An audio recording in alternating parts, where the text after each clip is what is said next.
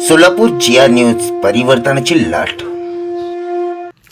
भ्रष्टाचार विरोधी आक्रोश महाराष्ट्र राज्य या संघटनेच्या वतीनं सोलापुरातील नूतन जिल्हा शल्यचिकित्सक डोईफोडे मॅडम यांचा सन्मान व सत्कार. भ्रष्टाचार विरोधी आक्रोश महाराष्ट्र राज्याच्या वतीने सोलापुरातील नूतन डोईफोडे जिल्हा शल्यचिकित्सक यांनी पदभार घेतल्याने त्यांचा सत्कार यावेळी संघटनेचे संस्थापक विठ्ठलभाऊ वनमरे यांच्या हस्ते शाल व पुष्पगुच्छ व रोप देऊन सत्कार करण्यात आला.